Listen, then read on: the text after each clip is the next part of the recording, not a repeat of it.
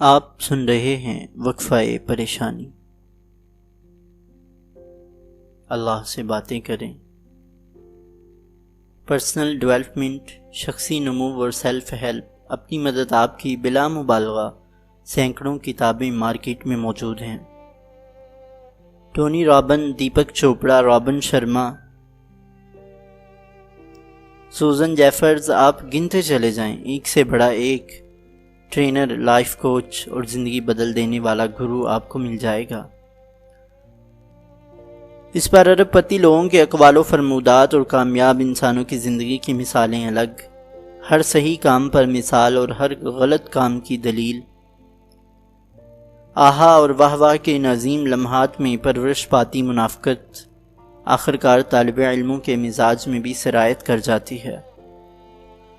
پہلے آپ balance life اور ویژن کا رونا روتے ہیں، پھر ایلون مسک اور جیف بیزوس کی مثالیں پیش کرتے ہیں جن کی زندگیوں میں نہ تو بیلنس ہے نہ ہی پیسہ کمانے کے علاوہ کوئی اور ویژن۔ ارب پتی بننا تو دنیا کے 8 ارب لوگوں کا ویژن ہے سوائے چند افراد کے، اور سب کسی نہ کسی ارب پتی کو ہی فالو کر رہے ہیں۔ لبرل مزاج لوگ پروفیشنل ٹرینرز کے پاس جائے سکون پاتے ہیں، تو دینی مزاج لوگ کسی نہ کسی نام نہاد مولوی یا شیخ کے ہتھے چڑھ جاتے ہیں۔ ایک کا زور صرف ذاتی ڈسپلن اور ساری طاقتیں انسان کے بس میں ہوتی ہیں کہ گردان پر ہوتا ہے، تو دوسرے کا زور نیکی بری گناہوں سے یکسر پاک زندگی پر۔ ایک مسلسل ناکامی کی وجہ ڈسپلن کی کمی کو بتاتا ہے، اور وہ گرو ٹریننگ اور کتابیں تجویز کرتا ہے کہ ان میں سے آدھی بھی خود پڑھ لی ہوتی تو اس شعبے سے توبہ طائب کر چکا ہوتا۔ تو دوسروں کے نزدیک جب تک گناہ نہ چھوٹ جائیں تب تک کامیابی کے آثار نظر نہیں آتے۔ ایسے میں ایک آدمی کدھر جائے جو نہ تو ہزاروں ڈالرز کی ٹریننگ افورڈ کر سکتا ہے اور نہ ہی گناہوں سے یکسر پاک ہو سکتا ہے۔ کوئی تو طریقہ ہو کہ بہتری کی سبیل بنے، کوئی تو ہو جو دکھوں کا مداوع کرے، کوئی تو جائے پناہ ہو، کہیں تو سہارا ملے، کہیں تو بات تذلیل سے آگے بڑھے، کوئی تو اس قابل سمجھے کہ ہماری بات بھی سن لے۔ تھکے ہارے ہوئے، اپنے آپ سے شرمندہ اور اپنے ہی نفس کے ہاتھوں شکست کھائے ہوئے مجھ جیسے دل جلوں کے لیے یہ مضمون ہے۔ آئیے پرسن ڈیولپمنٹ کا ایک ایسا گر سیکھتے ہیں جس میں سے پرسن ہی مائنس ہو جائے۔ شخصی نمو کا وہ طریقہ جانتے ہیں جس میں سے شخص غائب ہے۔ سیلف ہیلپ خود سازی میں سے سیلف خود کو منہا کر کے دیکھتے ہیں۔ خود سازی دراصل خود سوزی کا نام ہے۔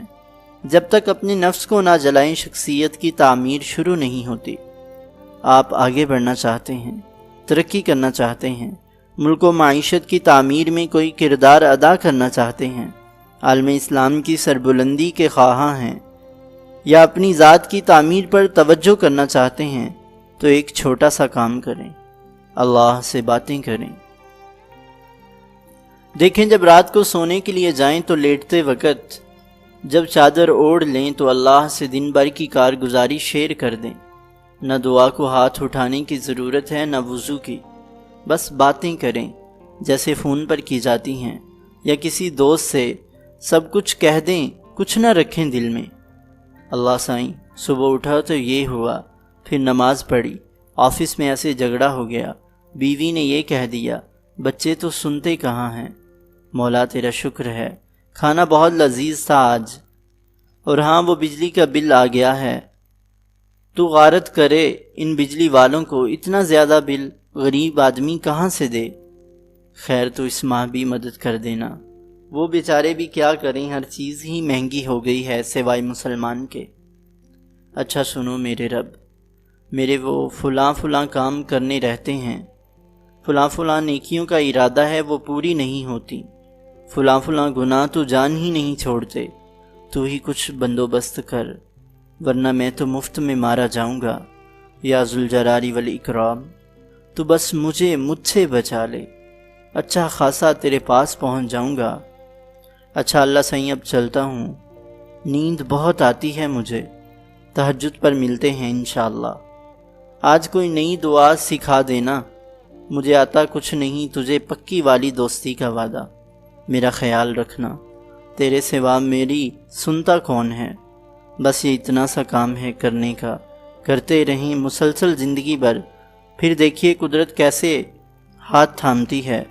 کسی سے بھی باتیں کرنے کے لیے 2 چیزیں ضروری ہیں۔ نمبر 1 کنیکشن، تعلق اور جان پہچان۔ آپ کسی کو موبائل پر کال کریں مگر کال کنیکٹ ہی نہ ہو تو باتیں کیسے کریں گے؟ تو کنیکشن سب سے پہلے قائم ہونا چاہیے۔ اب اگر سامنے والا آپ کو جانتا ہی نہیں تو آپ کی سنے گا کیوں؟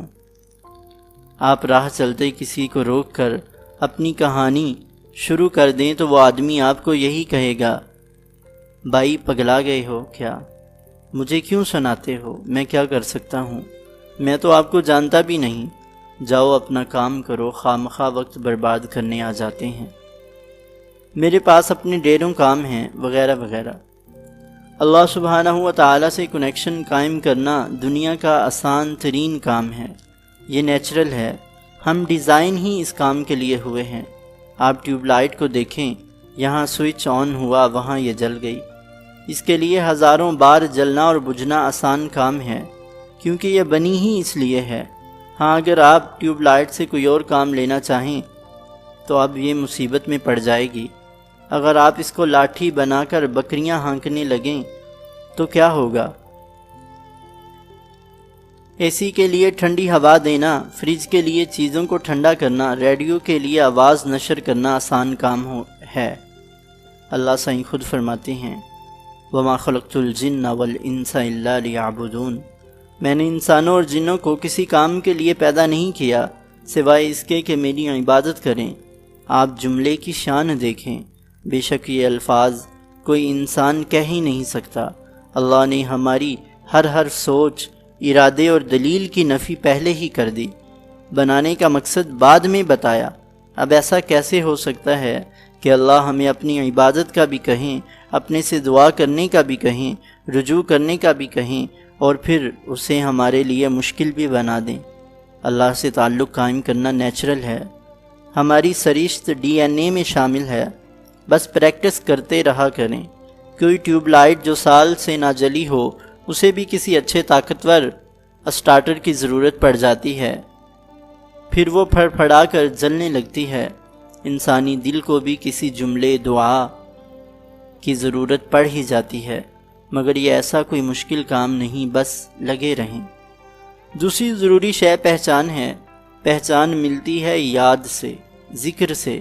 اللہ کے بارے میں جانیں، قرآن پاک پڑھیں، حضرت رسالت پناہ صلی اللہ علیہ وسلم کے فرمودات پڑھیں، ان کی زندگی کا مطالعہ کریں، ان کے نقش قدم پر چلیں تو ہلکے ہلکے مالک کی عظمت کا اندازہ ہو ہی جاتا ہے۔ محبت کے لیے 2 چیزیں ضروری ہوتی ہیں، محبوب کا اچھا لگنا اور اس کے ملنے کی امید۔ اب کوئی اچھا ہی نہ لگے تو محبت کیوں کر ہو، اور اگر ملنے کی امید نہ ہو تو انسان مایوس ہو کر کوشش چھوڑ دیتا ہے۔ اللہ کا ذکر یہ انسیت اور امید دونوں دیتا ہے۔ آپ سے ایک کام کی بات عرض کروں، آپ نے اکثر سنا ہوگا، جو بندہ اللہ سے دور ہو گیا وہ کہیں کا نہیں رہا، جسے اللہ مل جائیں وہ بھی کہیں کا نہیں رہتا۔ دنیا کی ہر شے بے مزہ، ہر دیدار بے معنی ہو جاتا ہے۔ قدرت جھنجھوڑ کر رکھ دیتی ہے، ایسی مصیبتیں نازل ہوتی ہیں کہ بندہ ہل کر رہ جاتا ہے، تب یہ اللہ سے باتیں کرنے والی عادت کام آتی ہے۔ ایسا اس لیے ہوتا ہے کہ محبت کا دعویٰ کرنے والے سارے کم ظرف جڑ جائیں اور بندگی کی شاخ پر صرف وہ رہ جائیں جنہیں آگے جا کر کھلنا ہے، اور منزل کی طرف وہ چلیں جو سب کچھ لگانا جانتا ہو۔ کیا ظلم ہے کہ عشق کا دعویٰ انہیں بھی ہے، کیا ظلم ہے کہ عشق کا دعویٰ انہیں بھی ہے جو حد اعتدال سے آگے نہ جا سکے۔ میں نے ایک روز اپنے دوست عبداللہ سے پوچھا کہ یار بڑا مشکل لگتا ہے اللہ تک پہنچنا، تو کہنے لگا کہ عبد اور اللہ میں صرف ایک پیش کا ہی تو فاصلہ ہے، عبداللہ بن جاتا ہے۔ پیش کی یہ ہو گونج ہے جس میں سور پھونک دیا گیا ہے، انا ہٹ درمی میں، ذات کا دعویٰ، عاجزی کا غرور، مخدومیت کا مزاج، غیر اللہ پہ نظر، یہ سب کچھ اس میں بسم ہو جاتا ہے۔ کبھی رہنے نہیں دیتا سوالی غیر کے آگے، مجھے چلنا سکھانے کو سہارا چھین لیتا ہے۔ عطا کر مجھے شبنم و بخشش کے سبھی موتی، گناہوں کا ہر ایک مجھ سے نظارہ چھین لیتا ہے۔ مجھے حاجت نہیں کوئی کہ پوچھوں ذائچہ اپنا، جو دشمن ہو فلک سے وہ ستارہ چھین لیتا ہے۔ میں اپنے رب کی رحمت کا کروں کیا تذکرہ آبی، میں اپنے رب کی رحمت کا کروں کیا تذکرہ آبی، منافع مجھ کو دیتا ہے، خسارہ چھین لیتا ہے۔ بس اللہ کی ذات پر تھوڑا سا یقین رکھیں، سرکار دو عالم صلی اللہ علیہ وسلم کے کہے کو سچ جانیں، ان کی زبان مبارک پر بھی اعتبار کر لیں اور اللہ پاک سے ڈھیروں باتیں کریں۔ آپ دیکھیں گے آپ کی پرسنل ڈیولپمنٹ کو کسی اور کی حاجت نہیں رہے گی۔ یاد رکھیں، تربیت کی ابتدا نیستی سے ہوتی ہے، کچھ نہ کرنے سے شروع کریں، انشاءاللہ سب ہو جائے گا۔ وقفہ پریشانی۔ آپ صبح صبح اٹھے ہیں، ابھی ناشتہ کر کے کام پر جانے کا سوچ ہی رہے ہیں کہ باس کی کوئی ای میل آ جاتی ہے جو آپ کو بہت گراں گزرتی ہے، یا بیگم سے کوئی بات ہو جاتی ہے، والدین کی کوئی تنبیہ طبیعت پر بوجھ بن جاتی ہے، حتیٰ کہ ایک بے ضرر سا SMS یا فیس بک کا کمنٹ طبیعت میں تقدر کا باعث بن جاتا ہے، اور پھر پورا دن اسے کمنٹ، جملے یا ای میل کی وجہ سے غارت ہو جاتا ہے۔ مسائل و پریشانیاں، مصیبت و آلام، غم اور تکلیفیں، یہ تو زندگی کا حصہ ہیں، یہ تو آپ کو بھٹی میں جلا کر کندن بناتی ہیں۔ ان سے بلا کیا ڈرنا، ہمت اور محبت دو ہی تو کام ہیں انسان کے۔ آدمی ہمت کرے تو نبوت کے علاوہ کون سا ایسا مقام ہے جو حاصل نہیں کر سکتا۔ ان ناگزیر پریشانیوں اور وقت بے وقت کی مصیبتوں سے نمٹنے کا ایک آسان طریقہ ہے وقفہ پریشانی۔ آپ دن کے 24 گھنٹوں میں سے کوئی ایک آدھا گھنٹہ اس کے لیے مختص کر دیں۔ اب سوائے ناگہانی اور ایمرجنسی کے جو بھی خلاف معمول بات، خلاف مزاج واقعہ، طبیعت پہ گراں گزرنے والی خبر آئے تو بنا سوچے سمجھے اسے اس خانے میں ڈالیں اور آگے چلیں کہ دن بھر کے کام کرنے ہیں۔ مثال کے طور پر آپ نے اپنی بیگم کے ساتھ طے کر لیا کہ روز رات 9 سے 10 بجے تک جب بچے کھانا کھا کر نماز پڑھ کر سو چکے ہوں گے تب ہم دونوں وقفہ پریشانی منائیں گے، اور 24 گھنٹوں میں جو بھی مسائل یا توجہ طلب امور واقع ہوئے ہیں انہیں ڈسکس کر لیں گے۔ خالہ کی طبیعت خراب ہے، امی کا BP چیک کروانا ہے، انٹرنیٹ کا کنیکشن نیا لگوانا ہے، بچوں کا ٹیوٹر ڈھونڈنا ہے، وغیرہ وغیرہ۔ آپ آرام سے بیٹھ کر اسے اب ڈسکس کر لیں۔